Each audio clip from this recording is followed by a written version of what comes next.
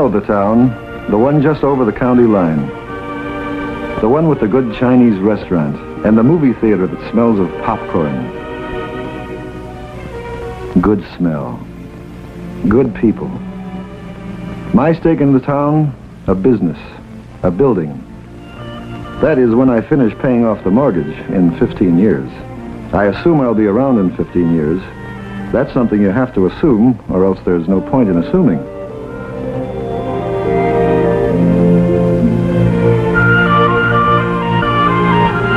No one thinks about it much anymore. Too many crises, too many scares. So we push it to the back of our minds, where it waits, staring, bright-eyed, silent, more or less.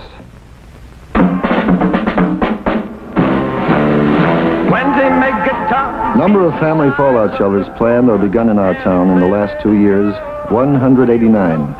Number completed, 5. They're gonna live in my fallout shelter. So if you want... Some say it was apathy, indifference. Others say it was all that talk about standing at the door of your home shelter with a gun and shooting your neighbor down if he tried to get in. That didn't sit well with our people. But the coming of the National Shelter Survey and the idea of finding community shelter for everyone seemed to put the matter in a brand new light. Schools, hospitals, commercial buildings, apartment houses. 168 potential community shelters which could accommodate our entire population, plus any additional shoppers or workers who might be in the area during an attack. The hypothesis then, Mr. Mayor, is a nuclear attack. William Albemarle Groves, senior member of our Common Council, and one of the town's most trusted and respected citizens. That is the hypothesis, Mr. Groves. Unlikely, but possible from a military point of view. Your job depends upon accepting that as a premise, does it not? Dennis J. Allen, our Civil Defense Director. Shall we continue, gentlemen? By all means. The use of private structures will, of course, be up to the individual owners. But people like School Trustee McCardle have allowed the government to survey their buildings, to mark them as shelters, and to stock them with essential supplies. Well, don't make a hero out of me, Mr. Mayor. I was opposed to the idea at first, but the people in my building wanted a shelter, and I wanted to make them happy. It was just good business. Well, underneath it all, people like to know that there's somewhere to go if it happens. A bank, a store basement, a school.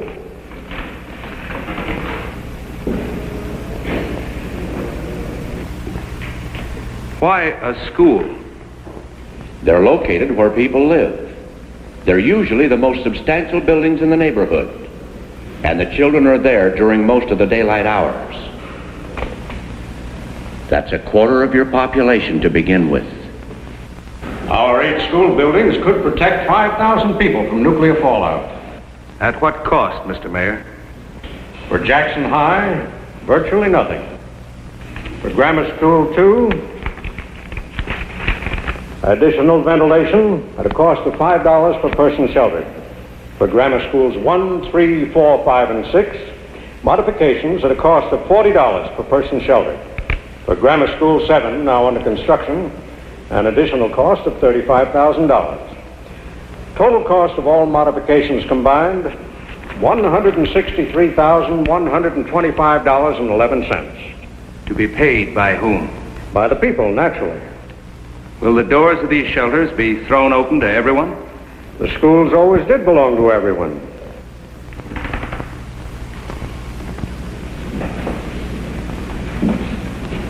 Who's to pay for supplies for these shelters?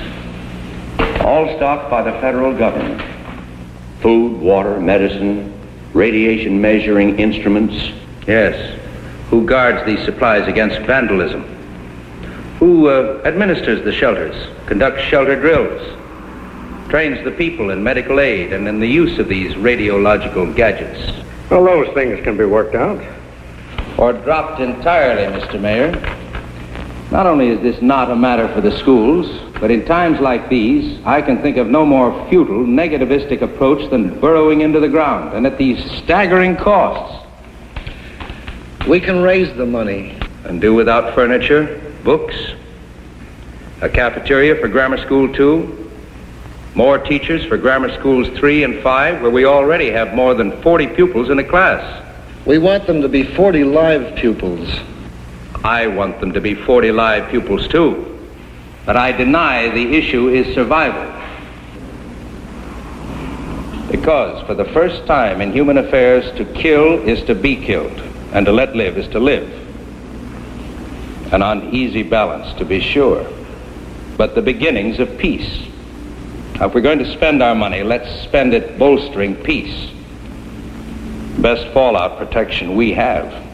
We all believe in working for peace, but that doesn't mean we can't take reasonable measures for defense. What is a reasonable defense against total destruction? Tell me what will be left for those people when they come up out of their holes. Shall we begin with life?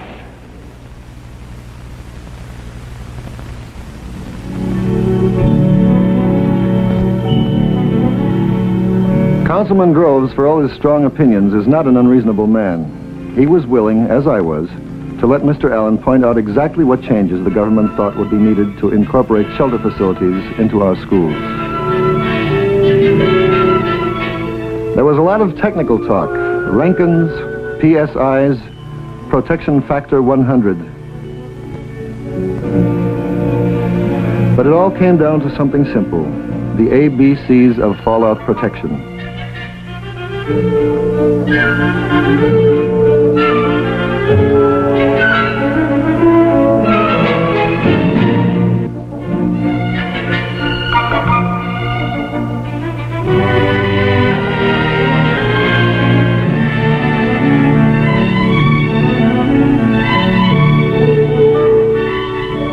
The walls and ceilings have to be thick enough to withstand deadly amounts of radiation. And if they're not, you make them thicker. And when all is done and you're protected by thick basement walls, you have to breathe, which means a system of ventilation.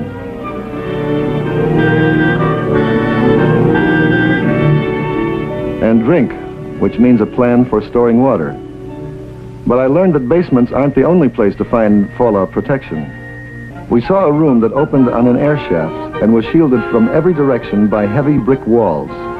This would give the room a high degree of fallout protection, even though it's above ground.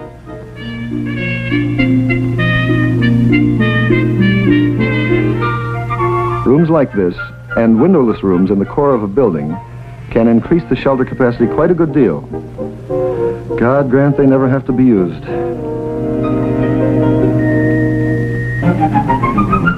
A few days later, Dennis Allen requested permission to present his case for school shelters before the full membership of the Common Council.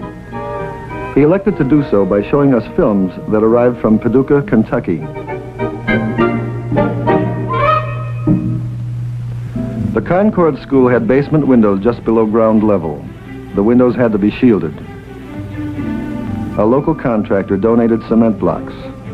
The men of the town laid the blocks and shoveled earth between the blocks and the building foundation.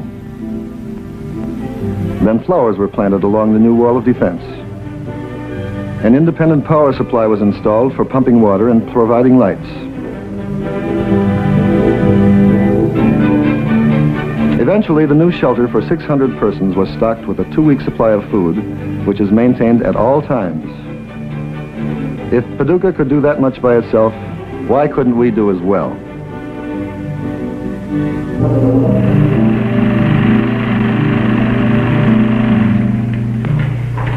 Well, gentlemen, what's your opinion?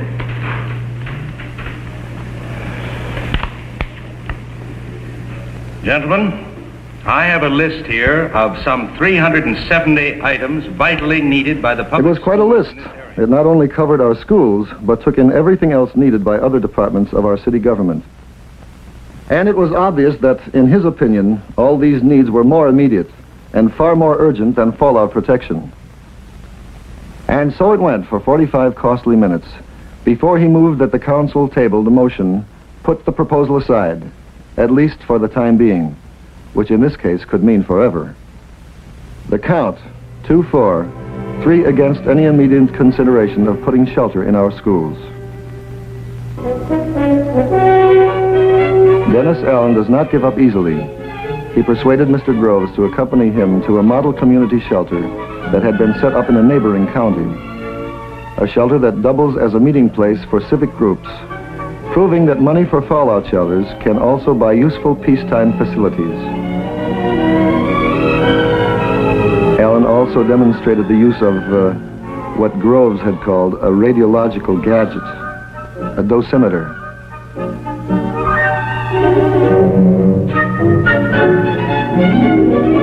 Then showed him the supplies provided by the federal government.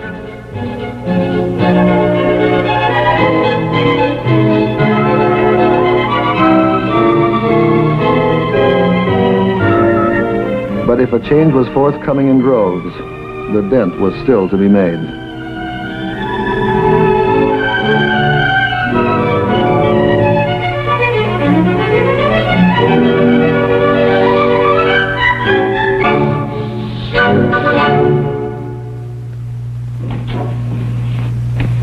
Thank you.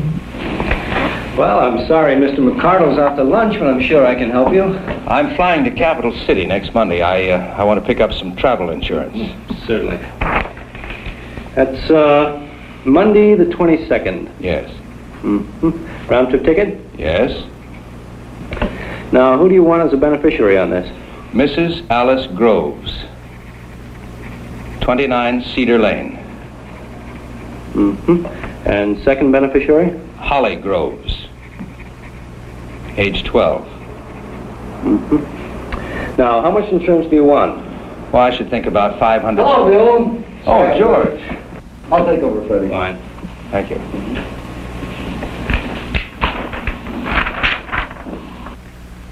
Travel insurance? Yes, Good policy. I'm sure it is.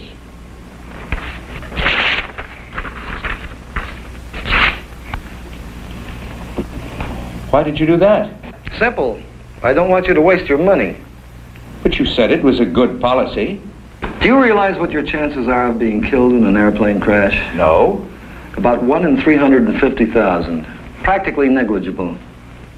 People are killed. People are, that's true. But chances are not you with odds like that. I'm sure you can find better ways to spend your money.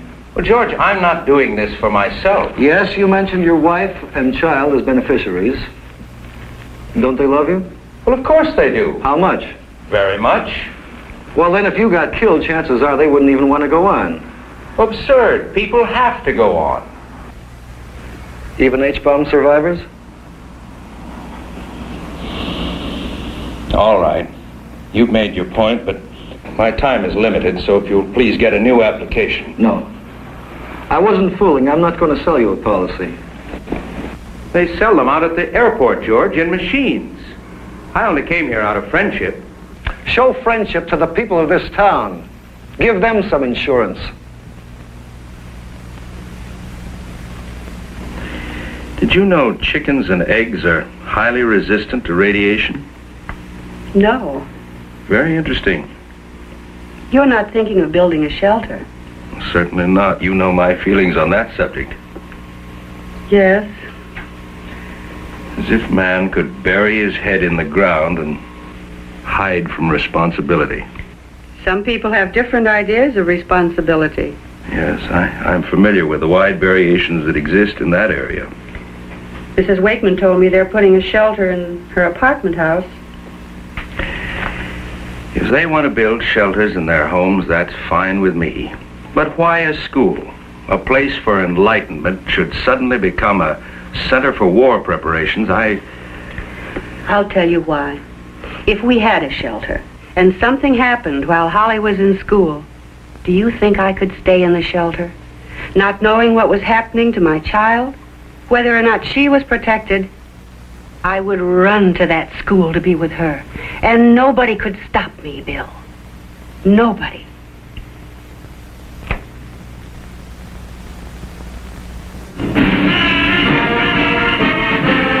It was 2 weeks later, at a public meeting in Jackson High, that I saw Councilman Groves again.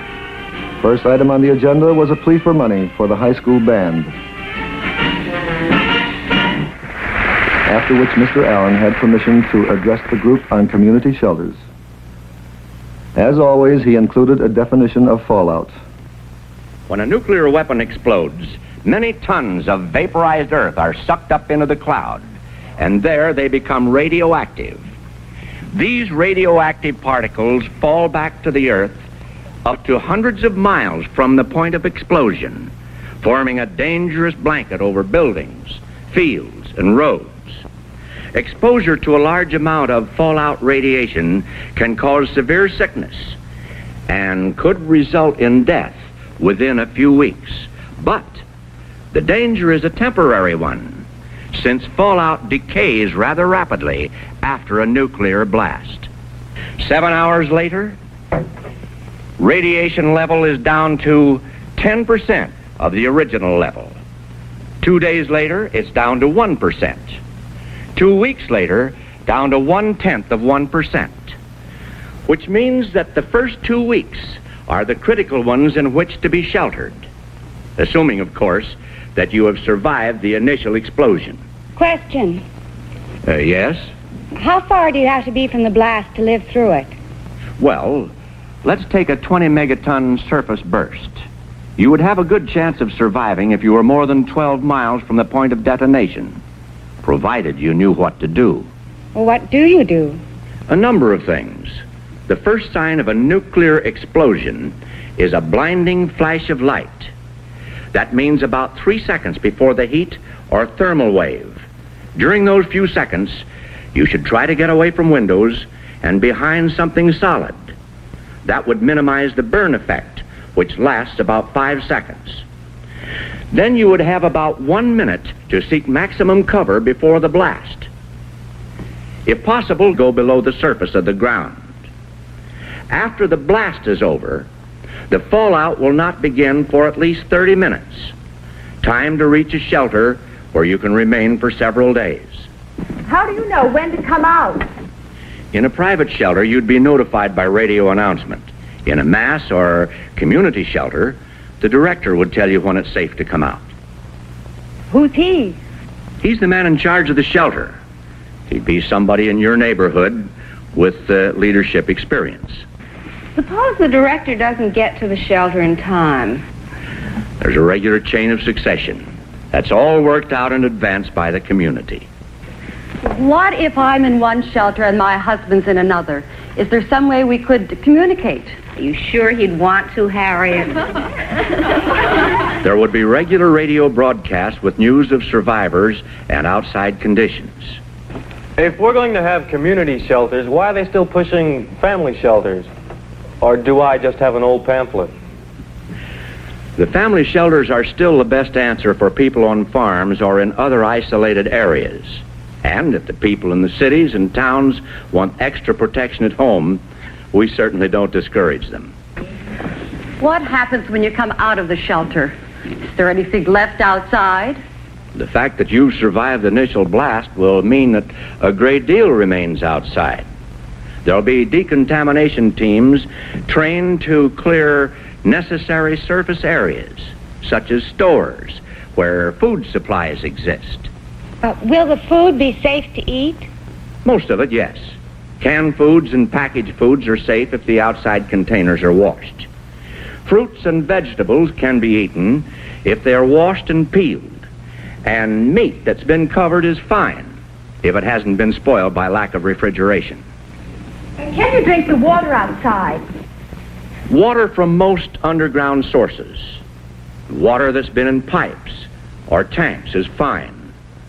As for rivers and streams and lakes, normal flow and settling will get rid of most of the contamination within a few days. May I say a word, sir? Yes. I've been sitting here for 15 minutes listening to you, and I'm appalled that you would lull these people into a false sense of security. I wasn't aware of any lulling. Why, you gave me the impression that we would be safe in these so-called community shelters. Safe from fallout, yes. Is it not a fact that blast and fire are by far the most deadly of all thermonuclear effects?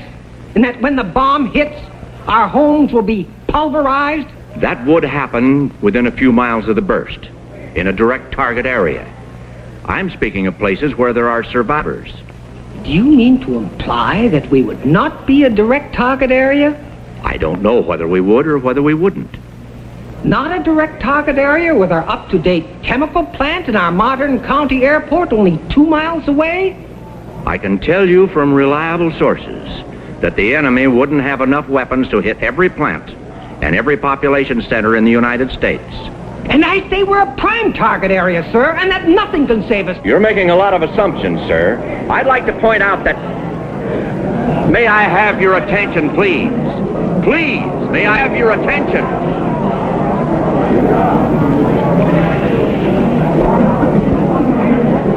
I would like to answer the gentleman's comments, if I may.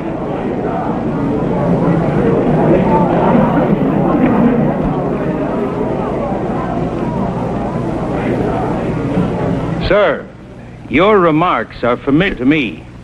I have thought them myself. I have felt them myself. The feeling of futility, of doom. And I have felt the opposite, too. The sureness that it could never happen. That it was much too horrible to happen. Then one day, realized that these two apparently opposite views had much in common. Both led to complete inaction. Both allowed me the leisure of doing nothing of my unique predicament as a 20th century man. I had faced two possibilities: world peace and world destruction.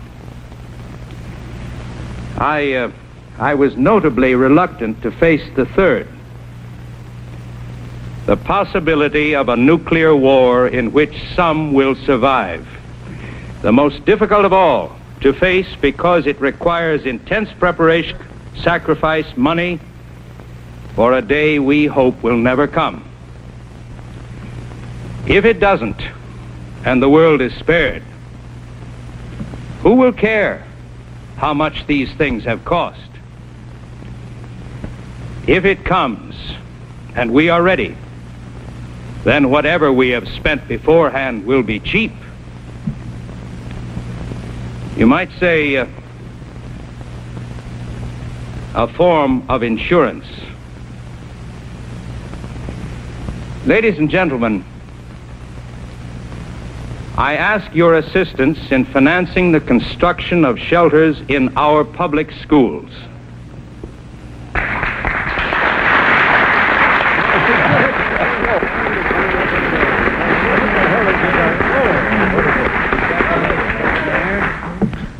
Tomorrow morning, I shall propose to the Common Council an ordinance by which the town corporation will share with those civic groups who wish to contribute the expenses of incorporating shelter facilities into our public schools.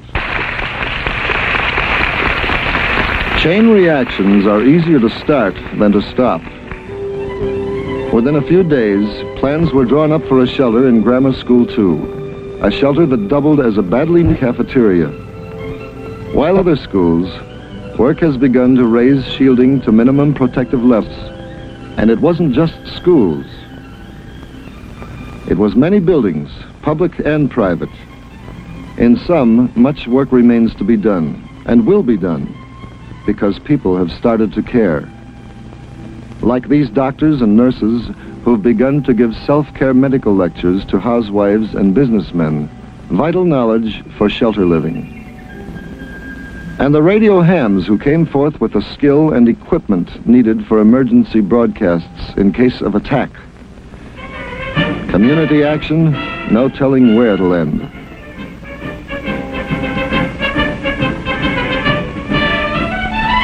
You know the town, the one just over the county line, the one with a good Chinese restaurant, and the movie theater that smells of popcorn.